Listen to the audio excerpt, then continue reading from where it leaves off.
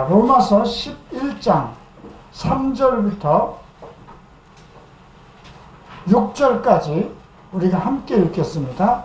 주여, 그들이 주의 선지자들을 죽였으며 주의 제단들을 헐어버렸고 나만 남았는데 내 목숨도 참나이다 하니 그에게 하신 대답이 무엇이냐? 내가 나를 위하여 바알에게 무릎을 꿇지 아니한 사람 7,000명을 남겨두었다 하셨으니 그런즉 이와 같이 지금도 은혜로 택하심을 따라 남은 자가 있느니라. 만일 은혜로 된 것이면 행위로 말미암지 않음이니 그렇지 아니하면 은혜가 은혜되지 못하느니라. 자, 오늘 이 말씀은 오늘 이와 같은 코로나 전국에 우리에게도 합당한 말씀이 아닌가 싶습니다. 은혜로 택하심을 따라 남은 자가 있다고 했습니다. 아합 시대에 바알왕이 통치했습니다. 그 바알왕의 왕의 처는 아합 왕의 처는 바알왕을 섬기던 바알이라는 우상을 섬기던 이세벨이었습니다. 그래서 그 땅이 이스라엘 모든 사람들이 전부 다 바알 우상을 섬기게 되었습니다. 택한 민족이죠. 하나님만을 믿고 아브라함으로부터 택함을 받고 조상 대대로 약속과 언약과 예배와 율법 그 모든 것을 받은 택한 민족으로서 세계 중에서 뛰어난 민족, 정말 자부심을 가지고 있던 신의 신민입니다. 그럼에도 불구하고 아합이라는 왕의 시대에 정말 모든 나라가 바알 신앙에 빠지고 그리고 선지자들을 다 죽임을 당하는 그런 상황이 왔습니다. 그 바알 선지자들이 850명이나 키워놨습니다. 그리고 선지자들을 다 죽일 때에 겨우 이제 엘리야 하나만 남았는데 엘리야가 그렇게 이스라엘을 고소합니다. 그때 모든 이 주의 선지자들을 다 죽임을 당하고 지금 나 하나만 남았는데 나의 목숨까지도 노리려고 찾고 있습니다. 그때 하나님께서 그렇게 대답하셨죠. 내가 나를 위하여 바알에게 무릎을 꿇지 아니한 사람 7,000명을 남겨두었다. 그 7,000명을 남겨둔 것이 하나님의 주권적인 은혜라는 거죠. 하나님의 은혜 가운데 하나님의 은혜로 어떤 상황 속에서도 바알에게 무릎을 꿇지 않는 그 택한 사람들. 우리가 이사야서 그 6장을 보면 이사야가 소명을 받을 때 우리를 위하여 누가 갈까 했을 때 제가 가겠습니다. 나를 보내소서 하고 이사야가 자원을 합니다. 너는 가서 보기는 보아도 듣지 못하고 보지 못하고 듣기는 들어도 듣지 못해서 구원을 받지 못하게 하라. 하나님의 택한 백성으로 보기는 보아도 보지 못하고 듣기는 들어도 듣지 못하는 그런 상황으로 만들라는 거예요. 이건 참 그거는 아마 선지자로서 그런 사명을 받으면 참 견딜 수 없는 고통이겠죠. 근데 언제까지 그렇게 되겠습니까? 모든 땅이 황폐하여지고 모든 상수리 나무가 다 폐임을 받고 그냥 그루터기 하나가 거룩한 그루터기가 하나 나물 그 당시 모든 땅이 다 잘못되고 다 폐허가 되고 믿는 사람이 하나도 없고 모든 상수리 나무 밤나무가 다 배임을 당하는 그 상황. 그런데 오직 거룩한 그루터기 하나가 남을 것이라는 것입니다. 은혜로 그들을 남겨두셨다는 것입니다. 오늘 그 말씀과 이 말씀은 같은 말입니다. 그래서 지금도 은혜로 택하심을 따라 남은 자가 있다는 것입니다. 지금은 어떨까요? 이 세상에 얼마나 교회가 많습니까? 얼마나 많은 이단이 있습니까? 얼마나 잘못된 길로 나간 교회들이 많습니까? 예수 그리스도께서 십자가에 못 박혀 죽으셔서 교회를 세우시고 그 교회를 사도들에게 의탁하시고 사도들의 또 가르침과 그의 순교에 지금의 교회가 세워졌습니다. 그럼에도 불구하고 이 땅에는 서로 교회가 서로 다투고 사랑을 나누지 않으며 교회의 주권을 가지려고 하는 그리스도의 주권과 그리스도의 엄의를 따라서 그리스도의 은혜 가운데 살아남는 하나님의 자녀들이 되려고 하는 것이 아니라 교회의 위상, 교회마다 자기의 어떤 교단적인 주권을 가지고 행사하는 그런 교회들로 가득 차버렸습니다.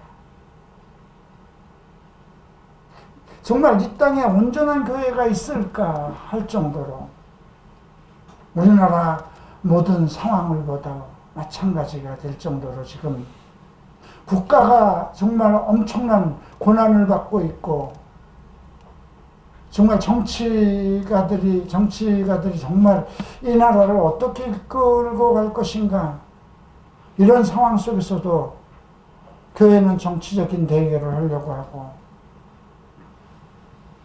요즘 어떤 목사가 전화가 와서 정말 무리하게 교회를 지어서 은행의 융자를 받은 많은 교회들이 경매에 쏟아져 나온다고 합니다.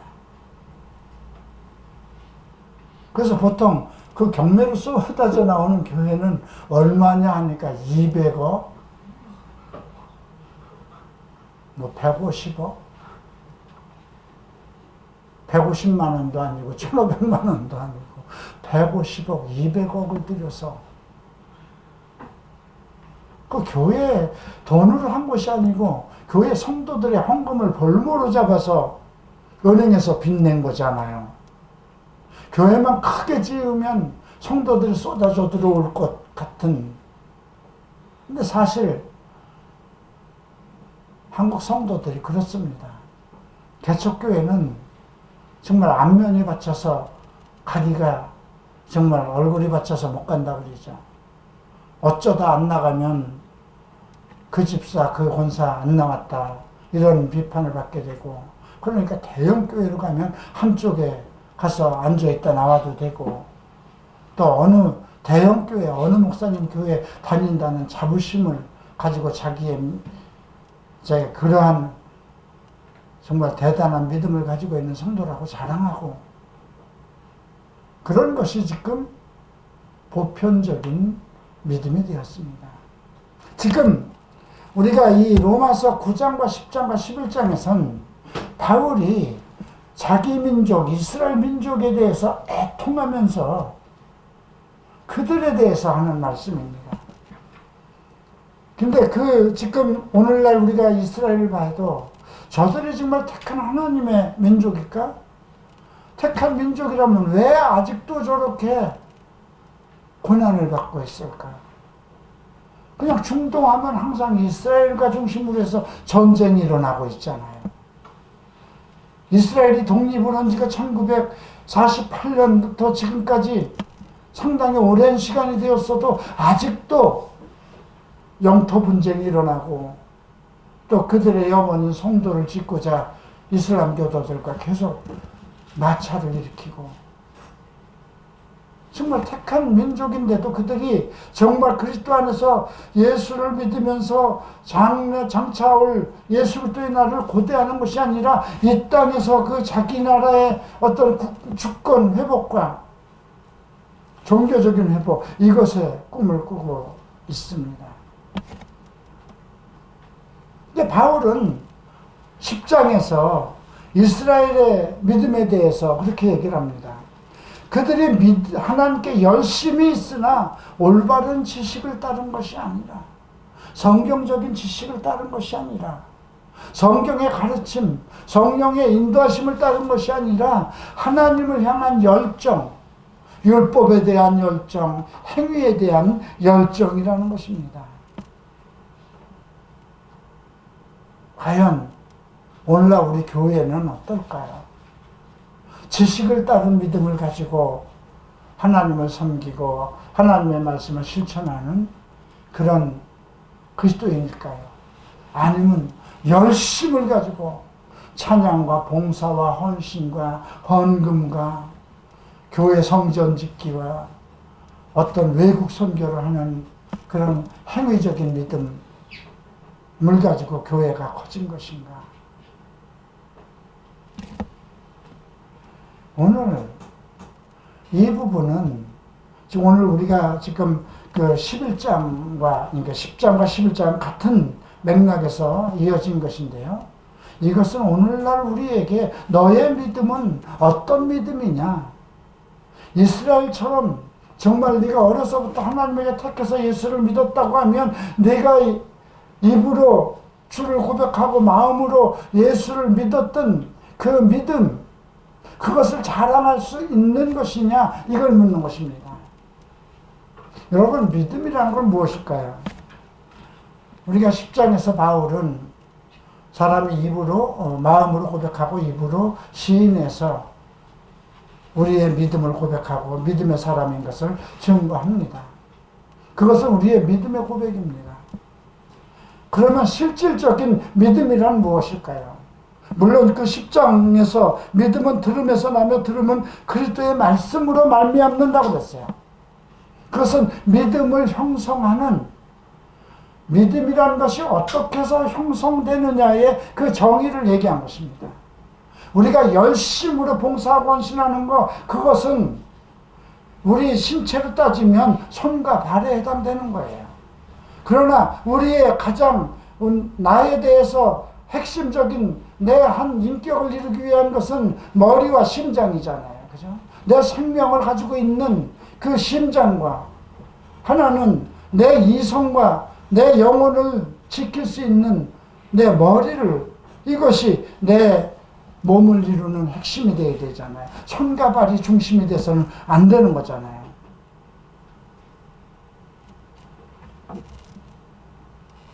그렇다면 오늘 우리의 믿음은 어떤 것이 믿음일까요?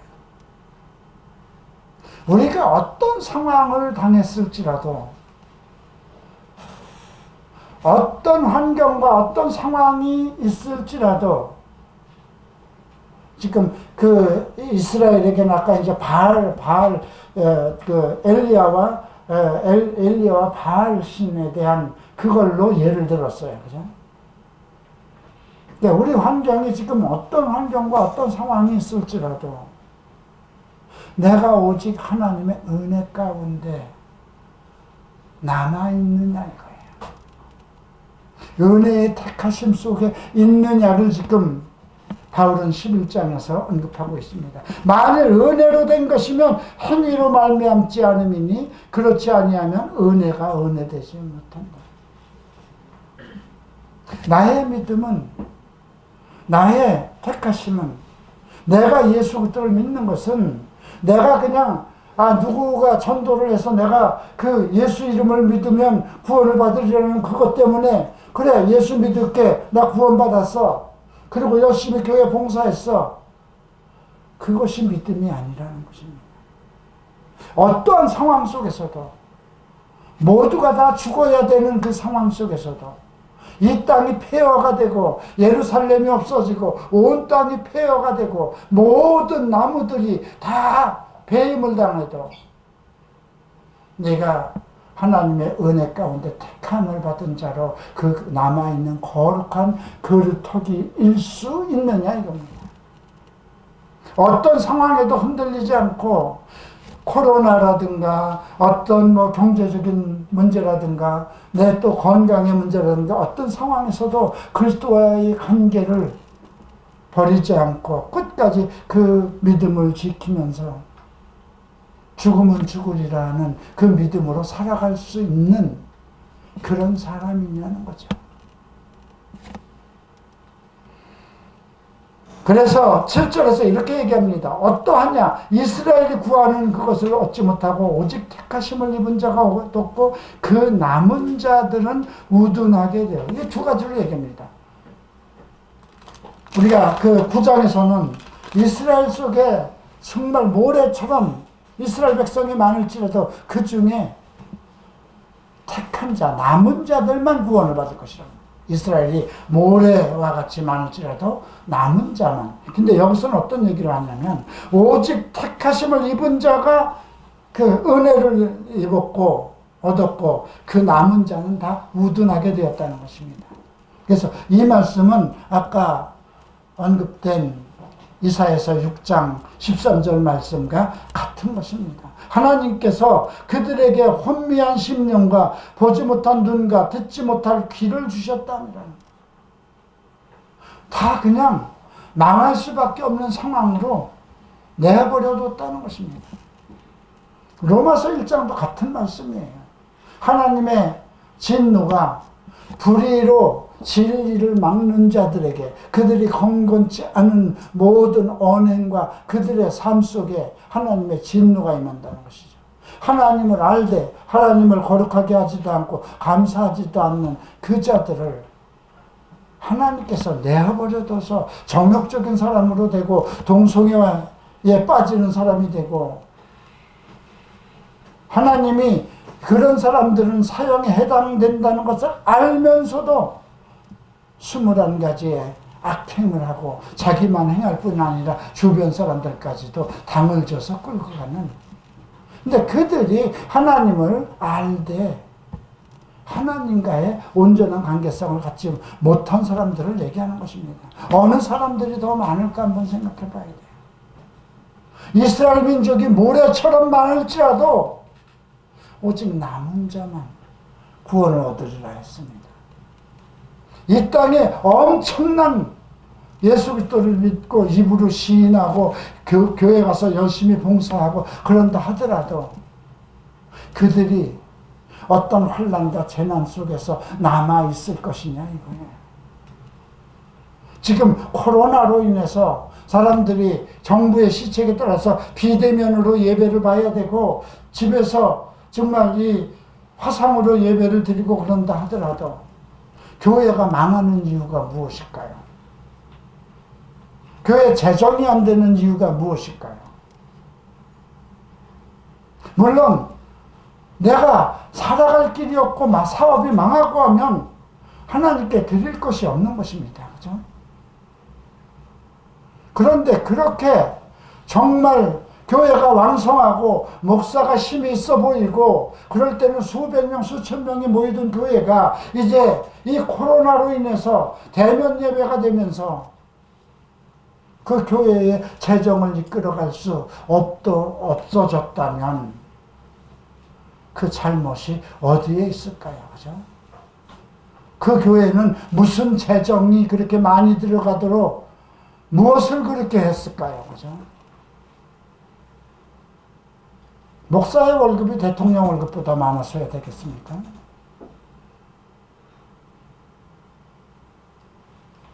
성도가 150명밖에 안 되는 교회가 목사 월급이 450이랍니다.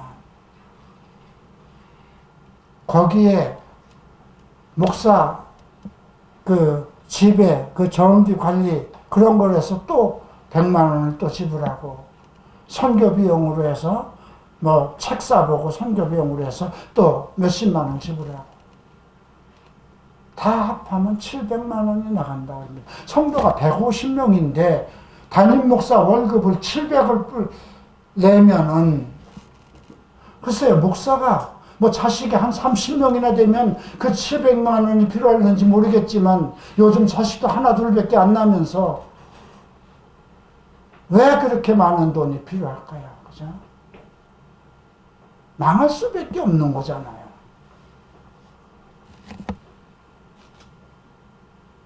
그래서 하나님께서는 지금 이스라엘 백성을 택하고 그들을 사랑하고 그들에게 율법을 주고 그들에게 예배를 주고 그들에게 언약을 주었다 하더라도 그들이 하나님의 뜻대로 살지 않고 입으로만 행위로만 하나님의 백성인 것처럼 살아가기 때문에 그들이 눈을 흐려서 보지 못하고 그들의 등은 항상 굽고 그들의 밥상은 항상 올무가 되고 덫이 되도록 그렇게 만들어 두셨다는 것입니다. 하나님의 섭리라는 것입니다. 이스라엘이 그렇게 망하도록 잘못된 것은 택한 민족인데도 이거는 자기 택한 아들인데도 감당할 수 없이 폐역하고 하면 어떡하겠어요? 돈을 쏟아부어야 되겠습니까? 망할 때까지 내버려 둘 수밖에 없어요. 그래서 오늘 바울은 11장에서 두 가지 질문합니다. 1절에서 이렇게 질문하죠. 그러므로 내가 말하노니 하나님의 자기 백성을 버리셨느냐? 그럴 수 없느니라. 나도 이스라엘이요 아브라함의 씨에서 난 자요 베냐민 지파라. 하나님이 그 미리 아신 자기 백성을 버리지 아니하셨나니 예, 하나님은 미리 아신 자기 백성은 버리지 않았다는 것입니다. 다 잘못된 길로 간다 하더라도 하나님의 은혜로 택한 사람은 항상 남아있다는 것입니다. 지금 이 세상에 지금 이단이 각자고 모든 교회가 잘못된 것 같아도 하나님은 은혜로 택한 자들을 남겨두셨다는 것입니다. 왜? 하나님의 이름을 위해서 자기의 영광을 위한 것이죠. 두 번째 질문은 무엇입니까? 11절에 나오죠. 그들이 넘어지기까지 실족하였느냐? 그럴 수 없느니라. 그들이 넘어짐으로 구원이 이방인에 이르러 이스라엘로 시기가 남아야 하였다. 예, 이스라엘은 넘어졌어요. 열매를 얻지 못했어요. 이파리만 무상했어요. 열매를 얻지 못해서 하나님께서, 예수님께서 저주하셨어요. 그리고 지금까지 이스라엘은 계속 고난 중에 있어요. 그런데 그들이 넘어짐으로 인해서 이방 세상이 풍성함을 얻었다는 것입니다. 그래서 그들의 넘어짐으로 이 세상이 풍성해지고 이방인들이 믿음 안에서 풍성해졌다면 그들의 충만함은 얼마나 쉽게 되겠느냐. 하나님이 그들을, 자기 백성을, 자기 양자들을, 자기 자식들을 그냥 미워서 죽이려고 했겠느냐 이거예요. 그들이 정신 차리고 다시 돌아올 수 있도록 그런 고난 속에서 하나님을 바라볼 수 있도록 그렇게 하셨다는 것이죠. 그래서 13절에서 바울은 이렇게 얘기합니다. 내가 이방인인 너희에게 말하노니 내가 이방인의 사도인 만큼 내 직분을 영광스럽게 얘기합니다. 예, 바울은 유대인입니다. 랍비 중에 한 사람입니다. 율법주의자입니다. 대단한 그 명예욕과 출세욕과 그런 자부심을 가지고 자라왔습니다. 그런데 하나님께서, 예수 그리스도께서 그를 사도로 택하셔서 이방인의 사도로 삼았죠. 그래서 자기의 직분을 영광스럽게 생각하지만 그 자기를 통해서 이방에게 막 복음을 전하면서 이스라엘 백성, 자기 동료들, 자기 친족들로 하여금은 시기가 나게 해서, 그래서 내 고륙을 아무쪼록 시기하게 하여 그들 중에 얼마를 구원하려 합니다. 지금 우리는 이렇게 다 죽고 다 정말 이스라엘은 망하고 이스라엘 백성들이 전부 다 죽임을 당하고 다 흩어져 버리고 있는데 저 친구는 지금 뭐 하는 거야? 이 민족을 구할 생각하지 않고 왜 이방인에게 가서 복음만 전하고 있는 거야? 그렇게 시기가 나도록 해서 그 중에 몇 명이라도 구원을 얻기 위한 것이라는 거죠. 그래서 그들을 버리는 것이 세상의 화목이 되었거든 그 받아들이는 것이 죽은 자 가운데서 살아나는 것이 아니면 무엇이냐 그랬어요. 그리고 어떤 얘기를 하냐면 제사하는 처음 곡식 처음 익은 곡식 가루가 거룩하면 떡덩이도 거룩하고, 뿌리가 거룩한 줄 가지도 거룩하죠. 그죠? 뿌리가 거룩해야 가지도 거룩한 거죠. 밀가루가, 떡가루가 거룩하면 떡덩이도 거룩한 거잖아요. 또 가지 얼마가 꺾였는데 돌감나무인 내가, 지금 이방인들을 보고 돌감나무라고 그러면, 돌감나무는 우리가 그 제대로 된 게 아니에요. 좀 택이라고 생각하면 돼요. 그죠? 그런데 그들 중에 접붙임이 되어 참감나무의 뿌리에 진액을 함께 받은 자가 되었으니, 돌감나무를 참감나무에다가 이렇게 접붙임을 하면 그 돌감나무에서 참감나무를 열어요. 여러분들은 그런 경험을 했는지 모르겠지만, 나는 어려서 이렇게 그 감나무가 있었어요. 우리 그 집 밖에. 그 감나무에 그 다른 감나무, 어떤 거는 감나무 열매가 커요. 근데 어떤 건 조그매요. 그러니까 조그만 그 감람나무를 그 가지를 꺾어서 그 이제 큰 감나무에다 접붙이면 그것이 그 큰 감을 열어요. 그런 것을 직접 봤어요. 그 이야기를 하는 거예요. 감람나무를 비유하면서 그 가지들을 향하여 자랑하지 말라. 자랑할지라도 내가 뿌리를 보존하는 것이 아니요 뿌리가 너를 보존하는 거다. 너의 뿌리는 어디냐 이거예요. 이스라엘이 없으면 너희들도 없었다는 거예요. 아브라함을 믿는 너희도 아브라함의 자손이라 했으니까 이스라엘이 없으면 너희도 없고, 예수 그리스도도 이스라엘 유대인 백성들 속에서 태어나셨다는 것이죠.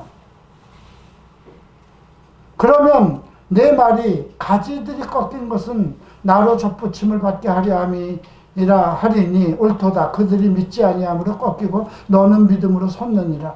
높은 마음을 품지 말고 도리어 두려워하라. 하나님이 원가지도 아끼지 아니하신즉 너도 아끼지 아니하리라.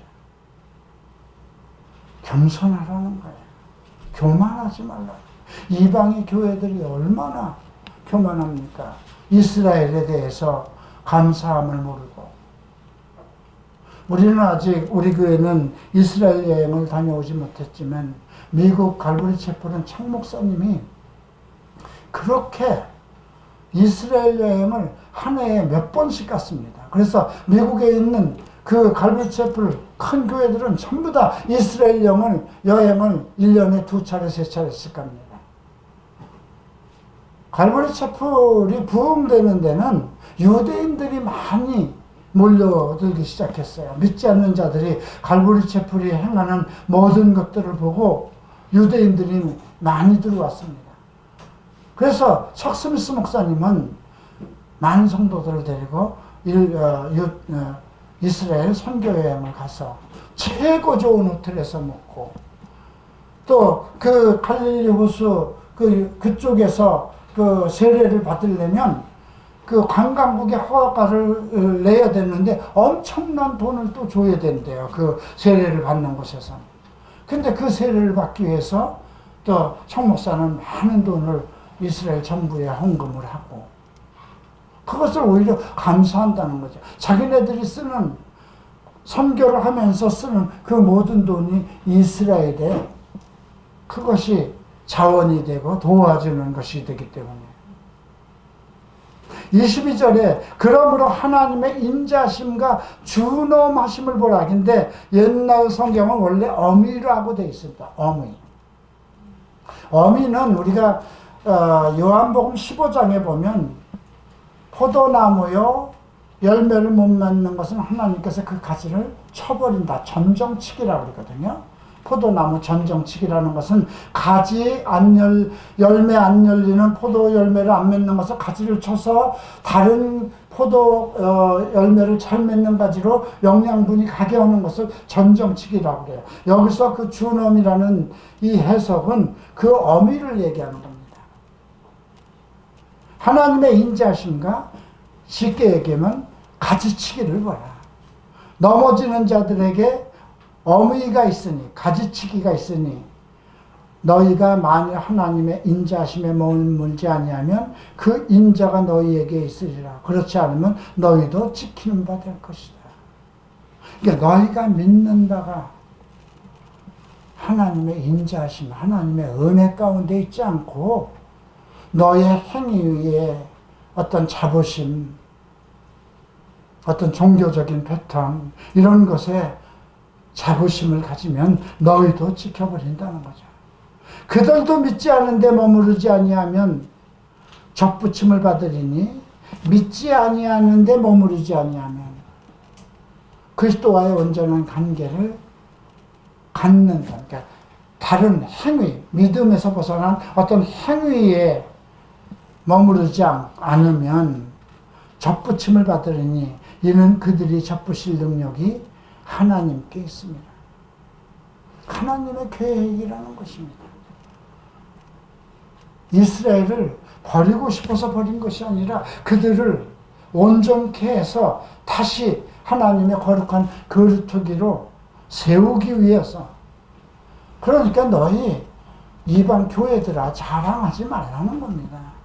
너희 믿음을 가지고 그렇게 자랑하지 말라는 거죠. 하나님의 어미를 보라는 거예요. 하나님이 전체를 아니까 이거는 애당초부터 가지, 이건 열매 못 맺을 거야 하고 미리 잘라버리는 거라는 거죠.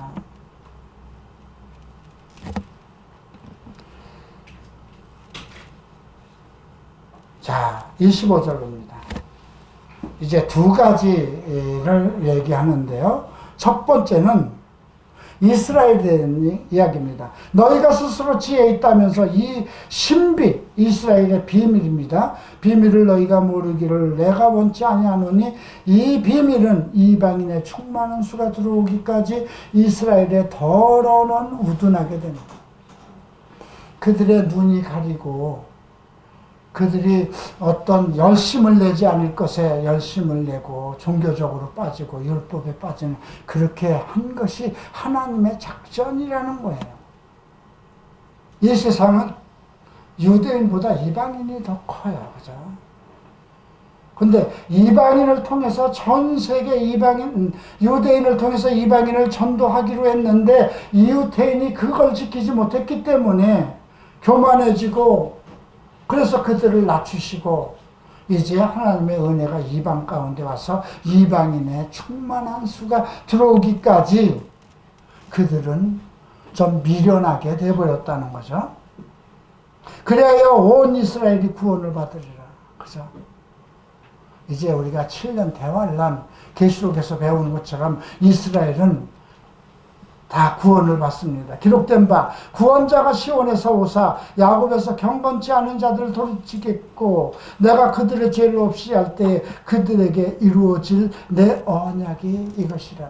그들에게 죄를 없이 할 때 하나님께서 이것이 이제 다니엘서에서 언급된 거죠. 다니엘서 9장에서 얘기를 합니다. 이스라엘을 70년으로 정했다는 것입니다. 그리고 7일에와 62일에, 그래서 69일에가 지나고 한일에가 남았는데 그 한일에가 이제 마지막 대환란 때예요. 그러면 한일에가 오기까지는 이방인의 충만한 사가 들어오기까지 지금 이방인들의 교회 복음 시대라는 것입니다. 자, 그래서 29절에 보면 하나님의 은사와 부르심에는 후회하심이 없다. 하나님은 전지하시잖아요. 모든 걸 아시고 전능하시잖아요. 완벽하시잖아요. 그의 은사, 하나님의 선물이죠. 은사. 부르심에는 후회하심이 없다. 너희가 전에는 하나님께 순종하지 아니하더니 이스라엘이 순종하지 아니하므로 이제 국류를 입었는지라. 이와 같이 이 사람들이 순종하지 아니하니 이는 너희에게 베푸시는 국류로 이제 너희도 국류를 얻게 하려 하십니다. 우리가 하나님의 국률하심 속에 있었다는 거예요. 이스라엘이 은혜 가운데 많은 복을 받을 때 이 백성들은 믿지 아니하므로 정말 죄인처럼 짐승처럼 살기 때문에 국률함을 가지고 있었는데 원래 이 이스라엘이 교만해지면서 그들을 버리고 하나님이 이방인들의 그 죄의 모습으로 살아가는 것을 보고 긍휼히 여기셨다는 것이죠. 하나님의 모든 사람을 순종치 아니하는 가운데 가두어 두시는 모든 사람에게 긍휼을 베풀려 하십니다. 하나님의 사랑은 온 세상 모든 사람들입니다.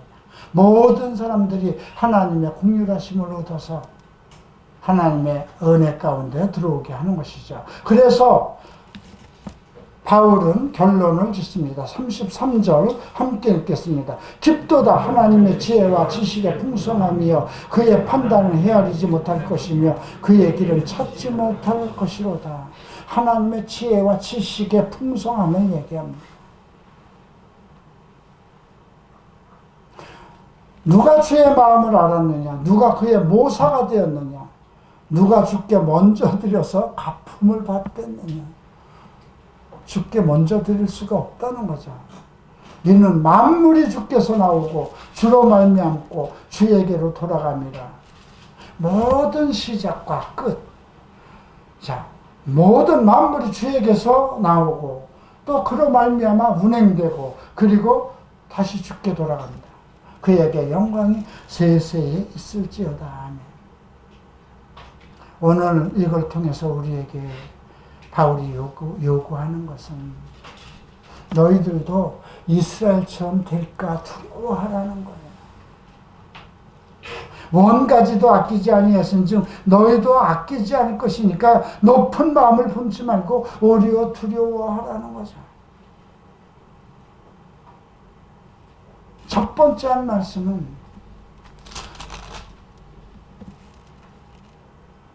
어떤 환경, 어떤 세대, 어떤 상황 속에서도 하나님의 은혜로 택함을 따라 남은 자가 있다는 겁니다. 어떤 상황에도.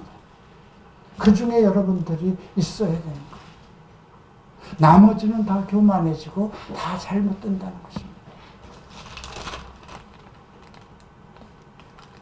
그래서 오늘 이 말씀을 통해서 내가 정말 은혜로 택하신 사람이라면 어떤 상황에서도 남아있는 자가 되어야 되겠구나. 어떤 상황 속에서도 세상에 이끌리지 않고 육신의 정욕과 안목의 정욕에 이끌리지 않고 오직 예수 그리스도의 은혜 가운데 살아야 되겠구나. 내가 이길 수 없는, 세상을 이길 수 없는 내 정말 어떤 살아가는 어떤 방법들이나 건강이나 정말 내가 주어진 어떤 그 상황, 고통, 그 속에서도 주께서 나를 지키실 것이라는 그러한 속에서도 나는 오직 그리스도를 바랄 것입니다. 오직 그리스도 안에서 살 것입니다. 성령의 인도함을 받는 그런 믿음. 내가 어떠한 고난을 받아도 이 고난을 통해서 하나님이 영광을 이루실 것이라는 그러한 확고한 믿음. 장차 내가 당하는 이 모든 아픔과 고통에 대해서 하나님께서 그러한 고난을 당해야 할 그 모든 일도 다 알게 하실 것이고 그 아픔과 고난을 넉넉히 하나님의 은혜 가운데서 갚아주실 것이라는 믿음.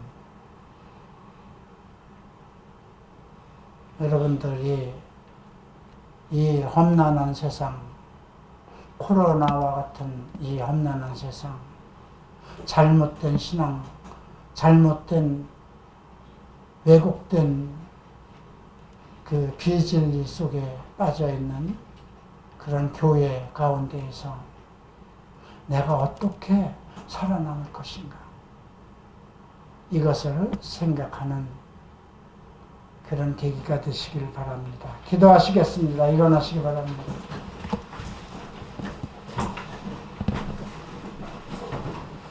존귀하신 주님, 그리스도의 능력과 그리스도의 은혜 가운데 살아가기를 소망합니다. 우리가 그리스도의 은혜로 택하심을 받아 남은 자로 살아가게 하소서. 어떠한 공격과 어떠한 환경과 어떠한 악행 속에서도 오직 그리스도의 은혜만을 생각하게 하소서. 나의 연약함을 주께서 아시오니 그의 긍휼함으로 살아남는 자가 되게 하소서. 예수 이름으로 기도합니다.